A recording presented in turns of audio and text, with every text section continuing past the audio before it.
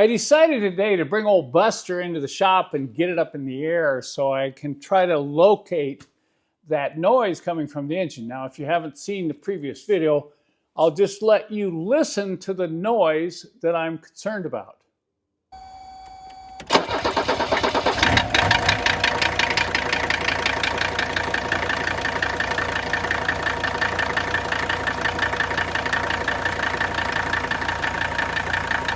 Can you hear the knock I'm talking about here?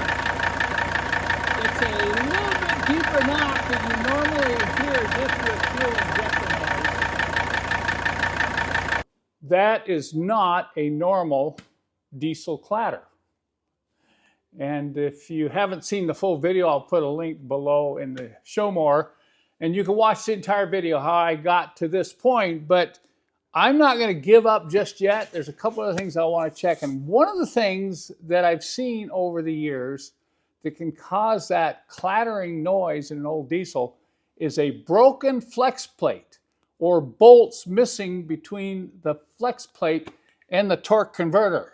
You won't be able to see the bolts in this video clip because I really can't get the camera up there, but there are 6 bolts that bolt 3 corners of the flex plate to the torque converter. These are 13mm bolts, and I've seen them back out, and I've seen the flex plate crack. It makes some pretty awful noises. So I got the wrench up in there, and we rotated the engine over the big socket on that front crank bolt, and there's no problem here. All 6 of those bolts are tight. The flex plate looks good. So we continue on. Going back to that torque converter, I actually picked up an old diesel years ago that came into the shop making that noise. Clang, clang, clang, clang, clang. And I put it on the lift to pull the engine out. I found the broken flex plate, bolts missing, and that's all it took to fix the car. So sometimes you luck out. I'm not feeling very optimistic here about this noise. I think it's probably either a wrist pin or connecting rod, but we're going to try one more thing. That's we're going to remove the fuel injectors. We're going to check the pre-chambers. Any of those balls came loose in the pre-chambers. And then if I don't find anything there, we may go ahead and just pull the valve cover and inspect the camshaft and the rockers. It only took a few minutes to pull off those fuel injector lines. Of course, we had to fight those little return hoses, but when you do this, this is just a recommendation. Always protect the delivery valves in the top of the injection pump. And these are just silicone caps, but you do not want dirt to get down in those delivery valves, as that can raise havoc in the future with your engine running properly. But this is what I want to look at. There's a couple things I'm looking for. One is I'm looking to see if there's any damage to the pre-chambers, and I'm also looking to see if there's any of these pre-chambers that are loaded up with engine oil. If you pull an injector out and it's full of engine oil, that's a pretty good indication that you have worn piston rings and oil is pumping by the pistons. That would indicate a damaged piston in this case because we're trying to isolate a noise. The other thing I'm going to check is down inside the pre-chamber is a ball. The purpose of the ball is to disperse the fuel spray pattern, and sometimes these balls down in the pre-chamber will break loose and they'll rattle in there. I don't think that's the problem here, but I am going to check it. You can also tell if you have a burned out pre-chamber by putting something down in there, and if it totally disappears, you've got the tip of the pre-chambers burned off. So I just take a punch like this, and I'm going to set it down in there, and I can feel the ball. I'm going to push on it a little bit, make sure it's tight. I know it's really hard to see the ball in this camera, but see, there it is. It's tight. This one's good. That one's good. And then number 5. Yeah. And like I say, if you've got a broken ball, it's just going to drop down in there. And if you have a burned out tip on the pre-chamber, it's just going to keep going until it hits the piston, if the piston is at least part way up. All right, that looks good. I don't see the problem with those. Let's take a look at the injectors.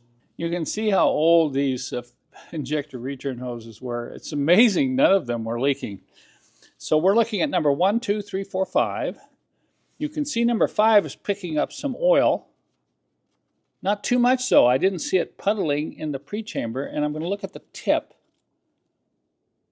I can't really tell how good these tips are until we clean, but it does look like they're convexed a little bit. That means the tip's been leaking fuel, and the fuel's been burning away some of the metal there. So that's a high mileage injector nozzle.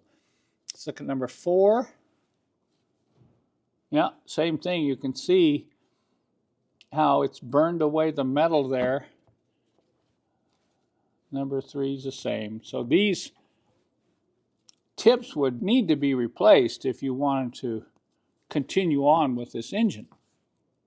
And number 1. So I don't see any particular problem with these 5 injectors that would be causing that major noise. And going back to me breaking loose an injector nut on each of these, if it were a bad injector, it would have quieted down. It didn't do that, so we can rule out fuel injectors. So the final thing I can do without really tearing into the internals of the engine is I'm going to take the valve cover off and really inspect the camshaft of the rocker arms, just in case we have something loose in there that's making that noise. I'm looking at this camshaft, and I can't believe it's in such good condition. There's virtually no scoring on these lobes. So the first thing I did was I checked each one of these lobes to make sure there's not a flat spot. Sometimes these could just wear off flat, and you'd get that clanking noise. But every one of these lobes is just fine. Take a look at this chain. Look how tight the chain is.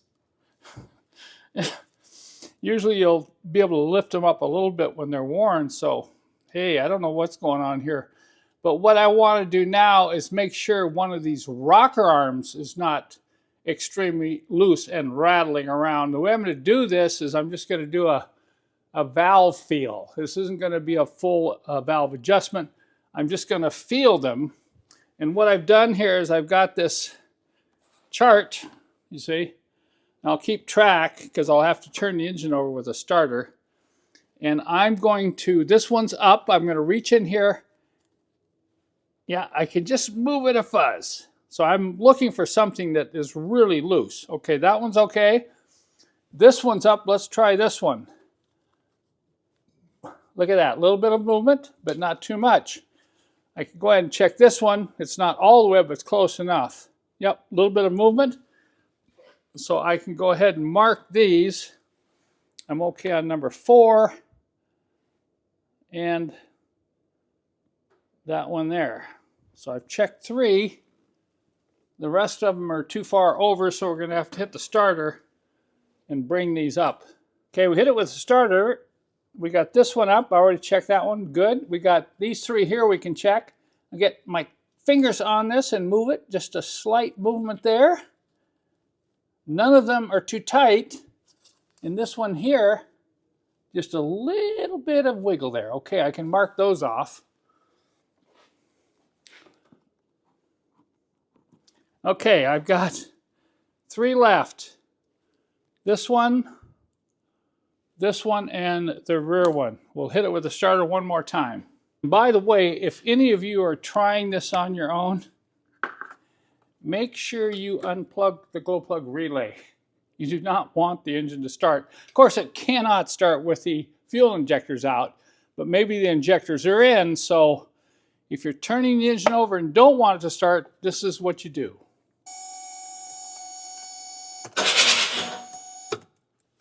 Look at the movement there. This is number 2.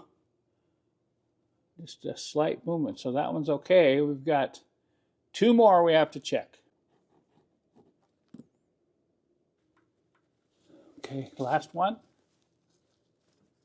Okay, we've got a little bit of movement there.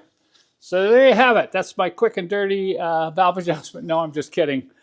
But that's a way to make sure you don't have one of these is extremely loose and making that knocking sound. So not only did I not find any problem with the camshaft and rockers, but these are in excellent condition, including the chain, the sprocket, all the rockers.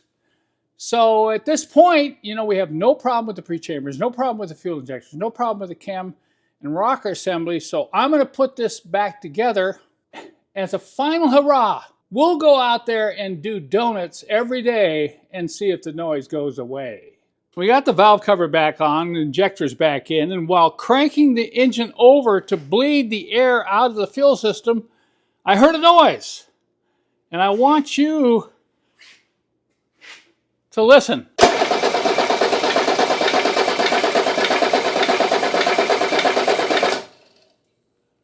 You hear that click, click, click.